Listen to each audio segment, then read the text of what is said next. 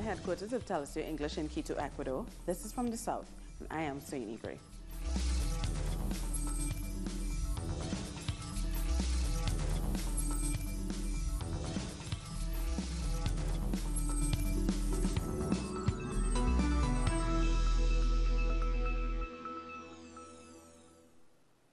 We start in Argentina, where the United States Army is deploying in the country for a 2-day military exercise.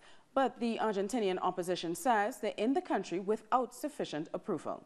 Our correspondent in Argentina, Edgardo Esteban, has more details. The United States Armed Forces have arrived in Argentina to begin joint military exercises without congressional approval. This has generated questions from the opposition. They are asking for explanation from the Ministry of Defense. The opposition is asking for detailed information regarding the motives and goals of this military cooperation.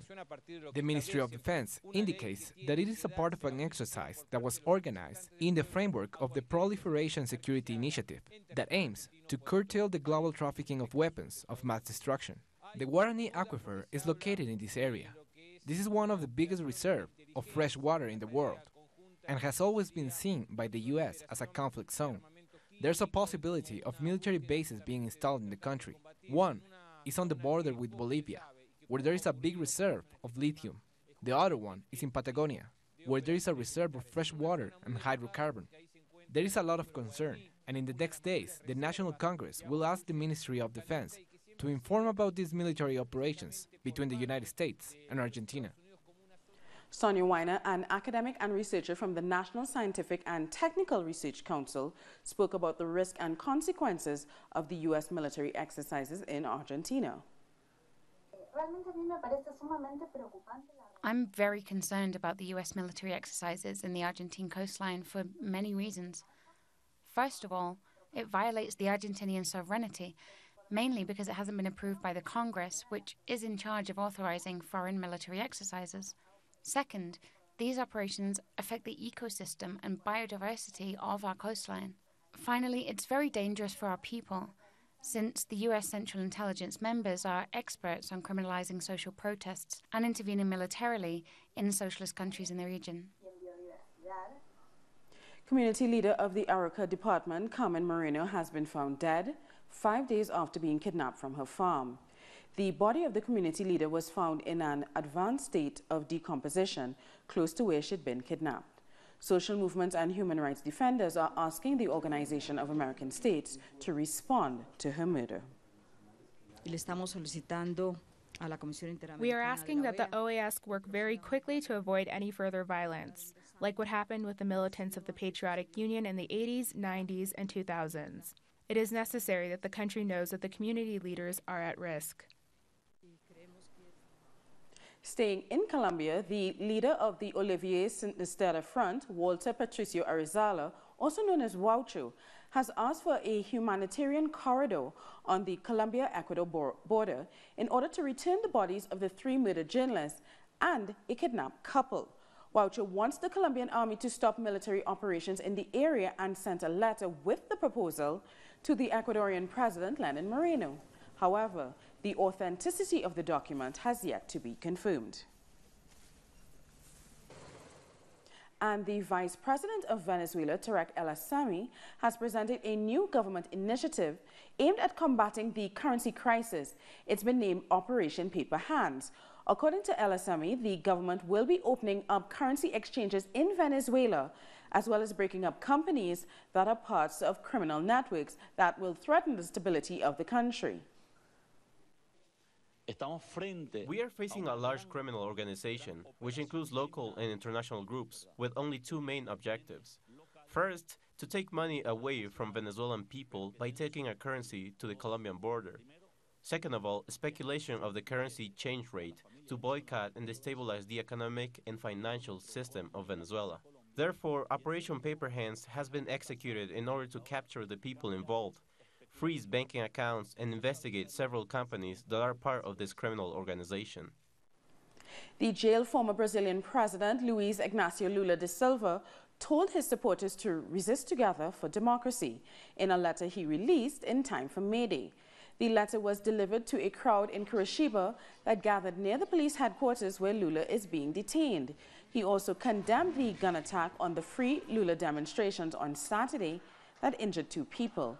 The letter reads in part, "I'm indignant regarding this new attack on those who are fighting for justice in our country."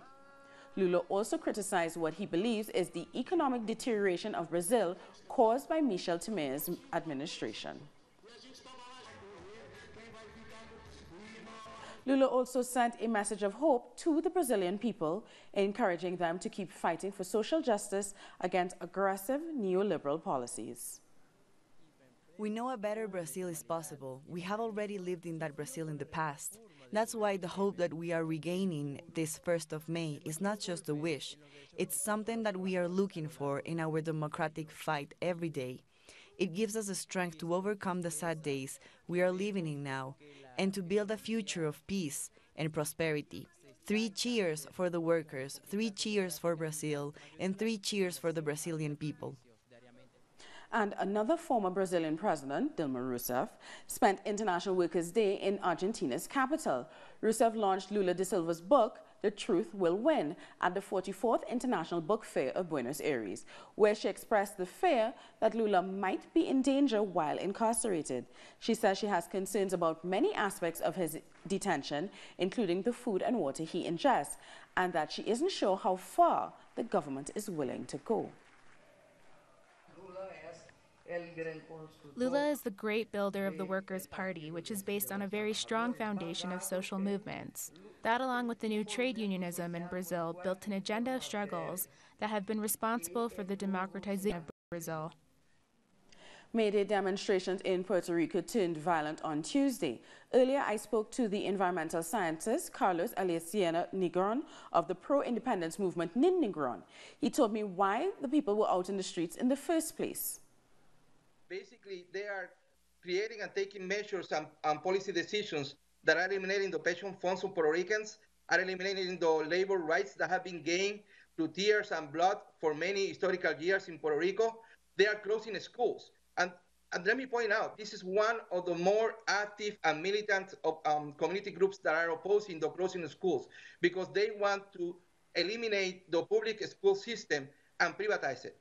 And they are basically, and we're opposing as well, all the policies that are privatizing all the national heritage that we have in Puerto Rico, like land, the water, the natural resources, the electric authority that is public now, but they want to privatize it.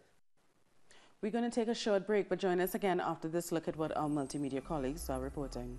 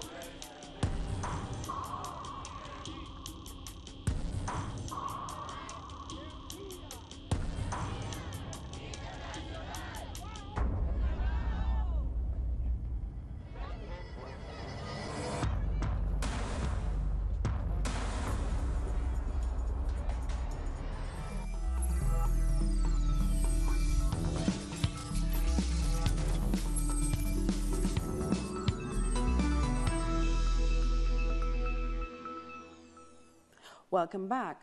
Central American migrants have vowed to camp on the border Tijuana shares with the United States until they're able to claim asylum in the U.S. The migrants arrived on Sunday in the border town of Tijuana as part of a caravan of more than 1,000 people who are asking for humanitarian asylum. Most of them come from Central American countries like Honduras, El Salvador, and Guatemala. They are demanding a dignified life and the end to political corruption. We want to say to the president that this is a law, that he cannot touch it. He can't make it disappear. We're not forcing him to give us asylum, no. This is a law to apply for asylum that gives us an opportunity. Mexican presidential candidate Andres Manuel López Obrador is campaigning in the countryside ahead of July's election. He is offering fair prices for farmers' products and to review the NAFTA agreement. Our correspondent in Mexico City, Pablo Perez, has the latest. Well, the spotlight in this presidential race is on Andrés Manuel López Obrador, the candidate from the left-wing party Morena, and he has several fronts.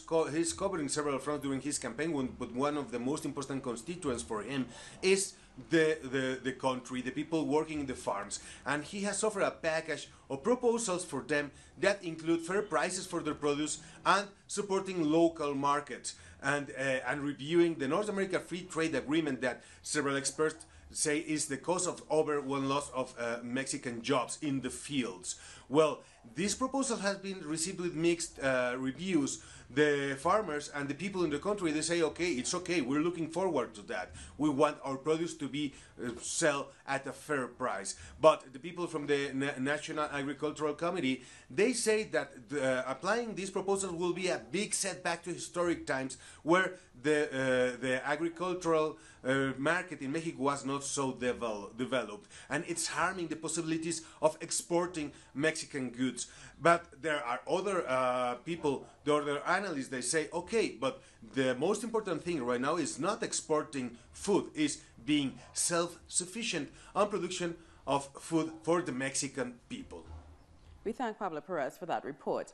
In Antigua and Barbuda, the Barbuda People's Movement won a by-election for the council seat left vacant in Barbuda when the political leader Trevor Walker became an MP. With no more elections to contest, the Prime Minister is removing the kid gloves with his treatment of Barbudans, and that's putting him at loggerheads with the citizens on the sister isle.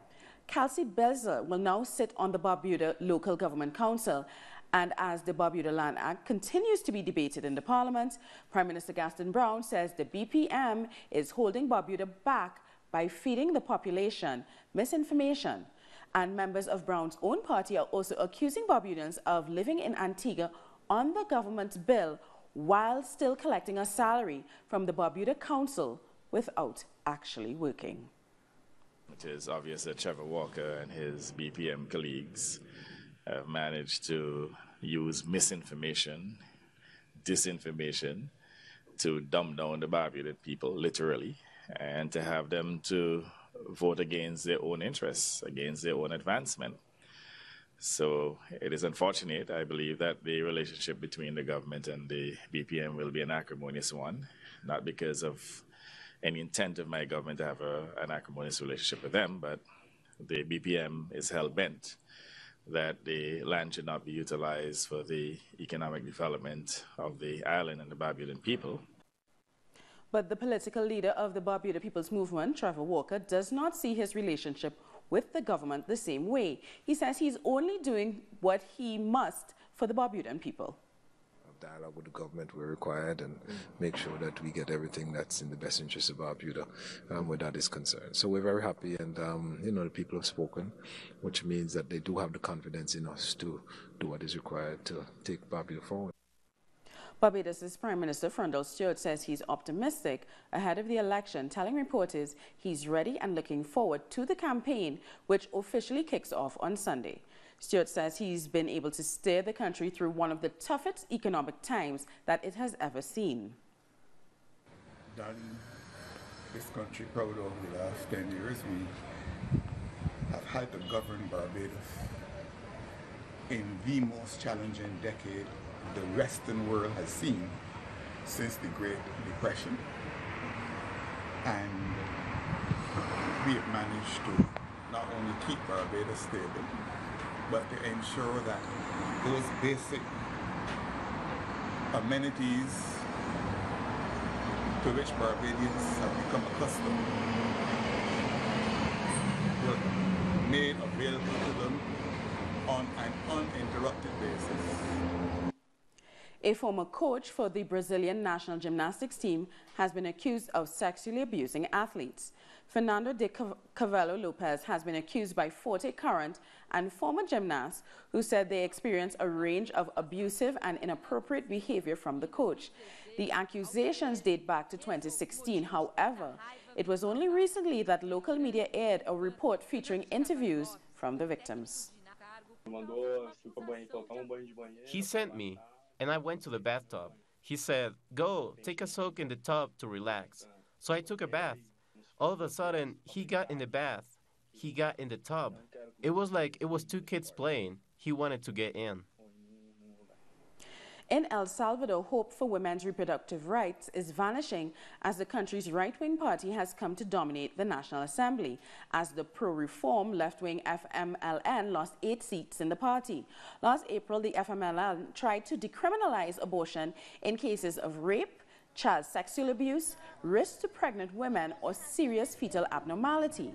Salvadorian law imposes a 2 to 8 year jail sentence for abortion in any circumstance. The crime can also be classified as aggravated murder with a 30 to 50 year jail sentence. At least 23 women and girls are in prison in El Salvador because of this abortion ban. In Vatican City, Chilean clerical abuse victims have met Pope Francis, who invited them to the Holy See after admitting grave mistakes in his handling of the abuse controversy in Chile. Jose Andres Murillo, James Hamilton, and Juan Carlos Cruz said the pontiff was very receptive, attentive, and empathetic, and apologized to them in the name of the Catholic Church. The victims urged Pope Francis to take concrete measures in order to prevent these crimes from happening again. The victims were abused in the 1980s by the Chilean priest Fernando Caradima. We were able to speak frankly and respectfully to the Pope. We talked about difficult issues such as sexual abuse, abuse of power, and especially the cover-up of the Chilean bishops. Realities that we do not refer to as sins, but as crimes and corruption that do not end in Chile, but are an epidemic.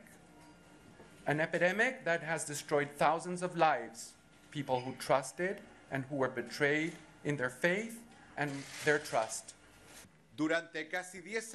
For almost 10 years, we have been treated as enemies because of our fight against sexual abuse and cover-ups in the church. More recently, we have met a friendly face of the church, completely different from the one we had met before. Pope Francis has formally asked for forgiveness in his own name and in the name of the church. 16 Guyanese fishermen are missing after pirates attacked 4 fishing boats in the waters off Suriname last week. 4 fishermen managed to escape the attack. They gave an account of the horrific attack. The pirates tied the fishermen's hands and legs, assaulted them with machetes, and then forced them to jump overboard. The authorities continue to search for the remaining victims. We're going to take another short break, but join us again after this look at what our multimedia colleagues are working on.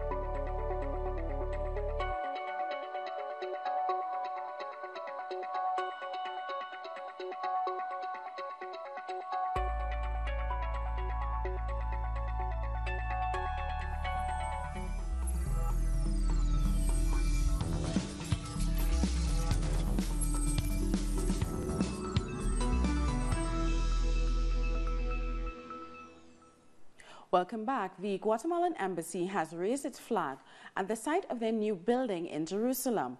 The official opening ceremony of the new Guatemalan embassy will take place on May 14th, 2 days after the opening of the new U.S. embassy in Jerusalem.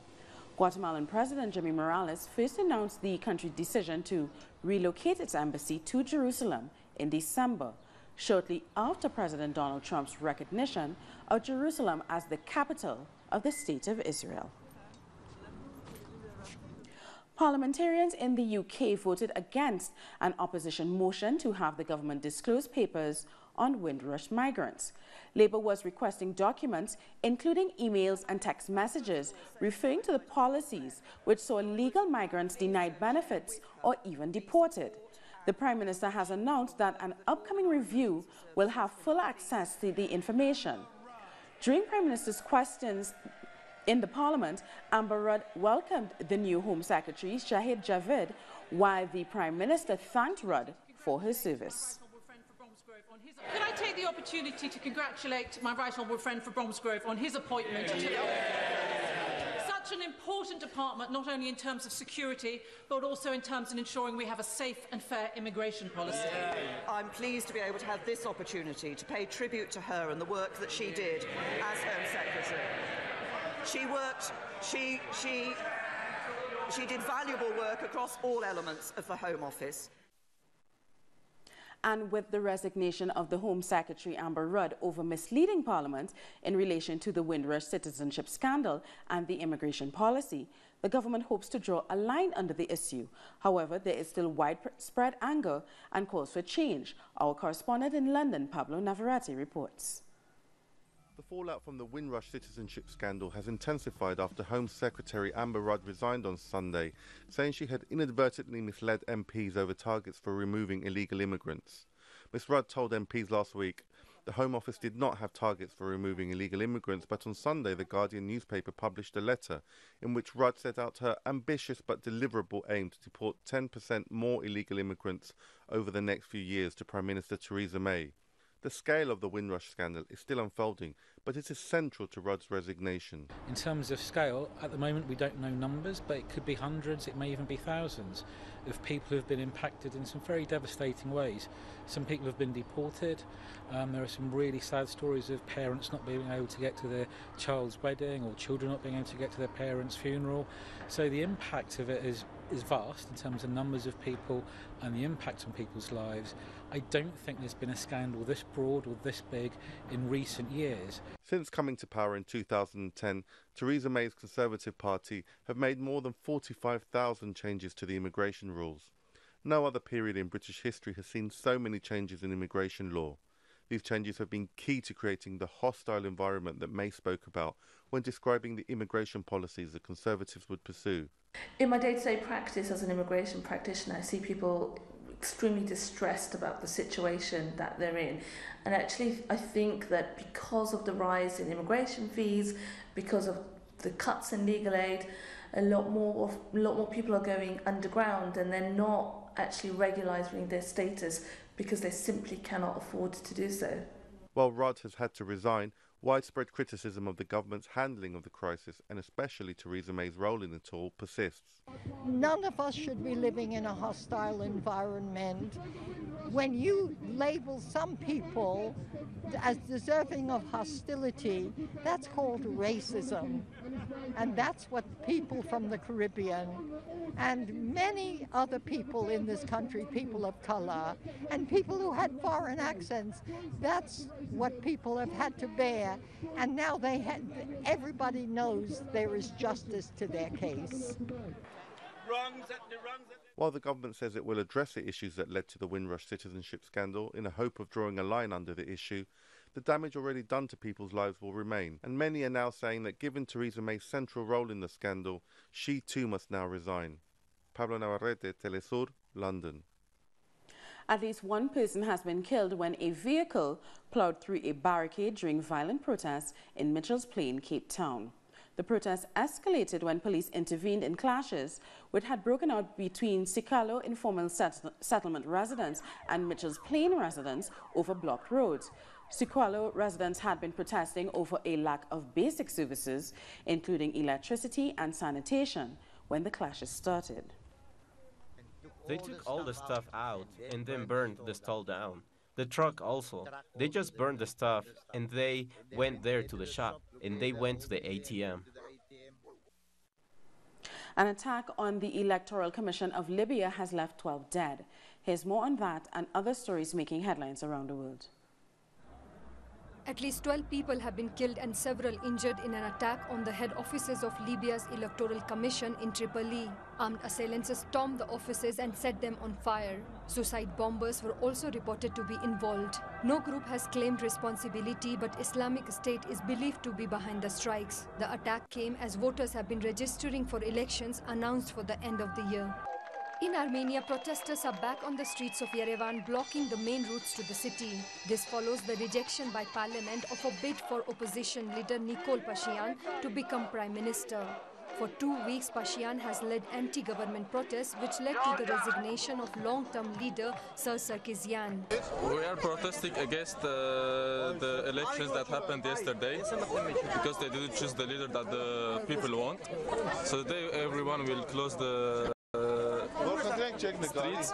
At 7 o'clock will be a huge meeting so that everyone choose the leader that we want, the people want, not the government or what they want. China's Foreign Minister Wang Yi has arrived in Pyongyang to meet North Korean Vice Foreign Minister Ri Kil-song. It's the first time in over a decade that a Chinese foreign minister has visited North Korea. Both countries have been trying to improve ties after years of tension over its ballistic missile program. The meeting comes a week after a landmark inter-Korean summit. We've come to the end of this news brief, but for these and many other stories, you can find them on our website at telesyourtv.net/English.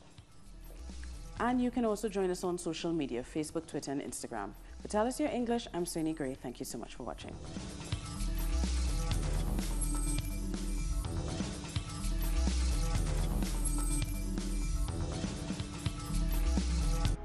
Pakistani journalist Tariq Ali examines the mass media influence promoted by imperialism. Get access to the analysis of the socio-economic and political life of the whole South America on our screen and platform in English. A critical place committed to the truth to determine the major events that transformed the world today. On Monday, only on FtS.